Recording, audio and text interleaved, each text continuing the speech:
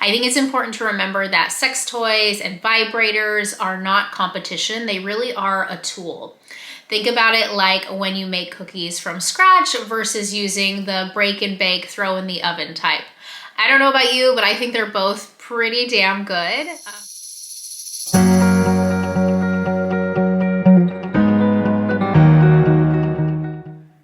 Hi everyone, welcome back to the channel. If you are new here, I'm Dr. Holly, sex and relationship therapist, and today I'm diving into one of the most common yet misunderstood topics in sexual wellness, and that is the female orgasm.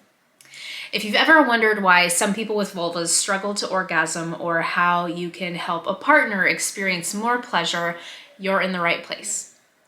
Orgasms aren't just about technique, they're about communication, time, mindset, and understanding anatomy. Also, a quick note on language. While I may use terms like women or female orgasm, please know that this conversation is about vulva anatomy and pleasure, and it applies to anyone with a vulva, regardless of your gender identity. So if you or a partner are feeling frustrated about orgasms, don't worry, you're not alone. And today I'm here to share exactly what you need to know to help you better experience orgasm, increase your orgasm potential, and have a more pleasurable, fulfilling sexual experience. First things first, communication is everything when it comes to intimacy. No one is born knowing exactly what they like with their bodies, let alone what their partner likes. It takes exploration and communication to better understand what your partner is into. So make sure you ask and don't assume. What works for one person may not work for another. I suggest checking in during intimacy, asking questions like, do you like this? Would you like me to go slower? Or do you prefer this type of touch versus that type of touch? Additionally, you might want to ask your partner, have they ever experienced orgasm at all?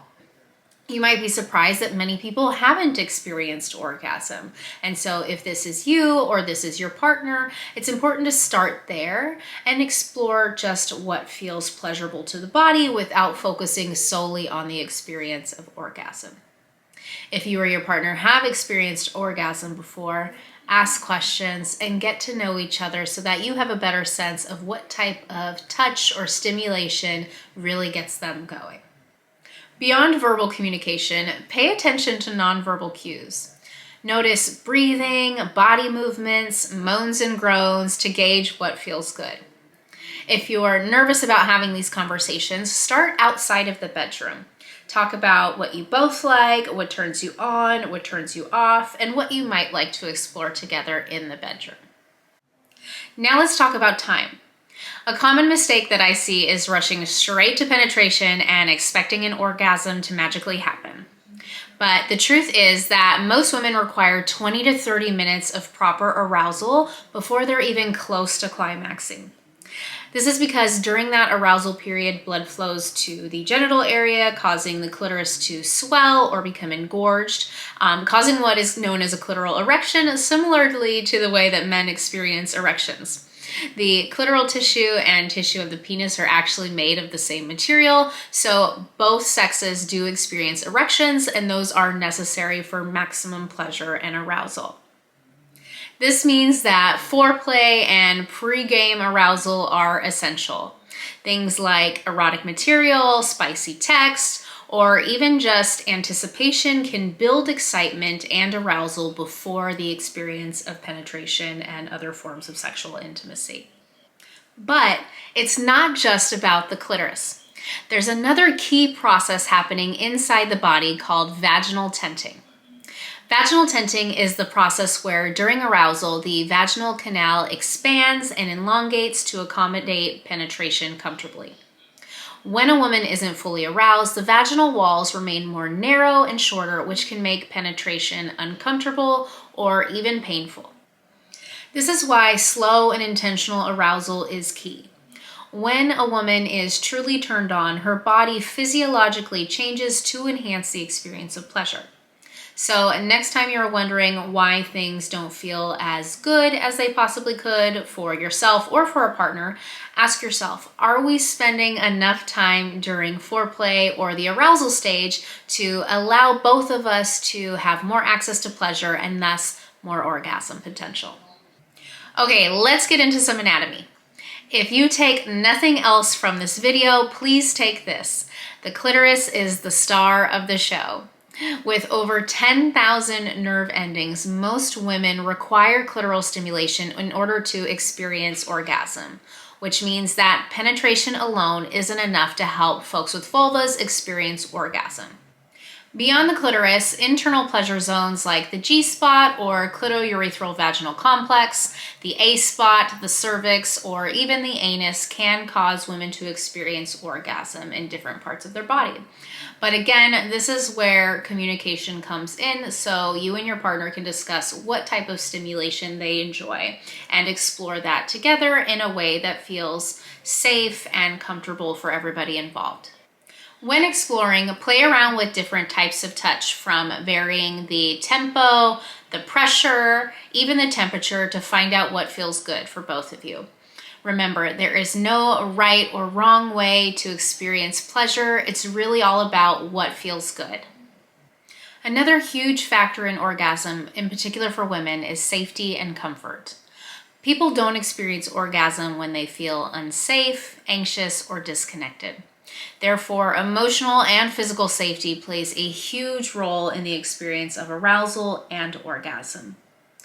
Prior to engaging in any sexual activity, it's important to make sure that you and your partner both feel safe, emotionally and physically, to be so intimate with one another. Additionally, while you are engaging in intimacy, it's important to check in with each other to make sure that everything continues to feel safe, open, and vulnerable. You might want to ask your partner how they're feeling beforehand or while engaging in sex, and if anything feels off or if your partner indicates that they do not feel comfortable, then it's important to pause, take a step back, and reset the environment or the expectations so that both of you feel safe and comfortable to be open to experiencing pleasure and orgasm. Another key factor in increasing orgasm potential is including novelty. You may have heard the brain is the biggest sex organ, so if things are starting to feel stale, you might want to try adding some novelty, maybe through sensory play or use of a blindfold, or things like erotic storytelling or even delayed gratification to better increase that level of arousal, excitement, and anticipation so that you can increase orgasm potential. Other ways of increasing novelty include experimenting with kink or BDSM, or even just doing simple things like switching up positions or using mindfulness techniques and engaging in some deep breathing and eye gazing together. Remember, novelty doesn't have to include something extreme, it just means trying something different. If you or your partner are struggling with ways to spice things up and explore an element of novelty, you can check out my link in the description below for my free resource, a yes, no, maybe list to help get you creative and thinking about different ways to spice things up and add some novelty into the bedroom. Speaking of novelty, let's talk sex toys. If you haven't tried sex toys yet, you are seriously missing out on some pleasure potential. Sex toys not only add novelty, but vibrators in particular allow for deeper, more stimulation to the genital area, and in particular the clitoris, allowing for more blood flow, which we know leads to increased arousal and thus orgasm potential. I think it's important to remember that sex toys and vibrators are not competition, they really are a tool. Think about it like when you make cookies from scratch versus using the break and bake, throw in the oven type. I don't know about you, but I think they're both pretty damn good. So whichever way that you want to enjoy cookies and whichever way that you want to enjoy stimulation sexually, you can certainly play around, try different ways. Sometimes a home-cooked cookie is what you're looking for, and sometimes you want to whip something up really quickly. Either way, they're both delicious. Another type of sex toy you could try are dual stimulation sex toys, which allow for dual stimulation of multiple areas of body. This might be the clitoris and the G-spot or CUV at the same time. Using these types of tools allows you to unlock even more orgasmic potential. But there are lots of sex toys on the market and lots of really great products out there. One of my favorites is the Magic Wand, and it is a classic for a reason. So if you haven't tried a Magic Wand, I definitely recommend looking into one of those. And if you have any other questions about sex toys or particular recommendations I might have, please do leave a comment in below and ask me, and I'd love to help you out and send you a specific recommendation based on what you're looking for. Tip number 7 for increasing orgasm potential is to strengthen your pelvic floor. If you want stronger, longer orgasms, your pelvic floor is the key. Kegel exercises allow you to strengthen that muscle area as well as increase blood flow and thus increase arousal to the genitals. A strong pelvic floor equals stronger arousal, control, and sensation. You can try engaging your pelvic muscles during an orgasm also, and that can heighten some sensitivity. One thing to note about Kegel exercises and pelvic floor exercises is that they're not for everybody. So if you are someone who already has a really tight pelvic floor, the last thing that you want to do is strengthen and tighten those muscles. So if that's something that you're concerned about, I strongly suggest you talk with a sex therapist or pelvic floor PT or your medical provider so that way you can get specific guidance. Last but not least, and this one might surprise you since this whole video has been about orgasms, but it's important to take the pressure off of orgasm. Focusing too much on the orgasm or the end goal can actually make it harder to achieve. So instead, I suggest focusing your attention from the orgasm specifically to the pleasure that you are experiencing throughout the duration of your experience. Orgasms are not the only measure of great sex, and when you take the pressure off, you can be more present in your body, more present and connected to your partner, and thus more open to experiencing pleasure and potentially orgasm.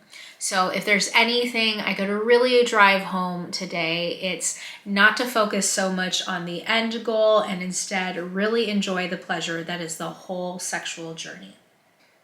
That's it for today. Thank you so much for watching. As always, if you found this video helpful, please do like, comment, subscribe, and share this video with somebody whom you think it might benefit. Additionally, if you have any questions or anything else you'd like me to explore in a future video, please do let me know below. I'd love to chat back and forth with you all. Until next time, stay curious, stay connected, and remember, you deserve a healthy, happy, and pleasurable life.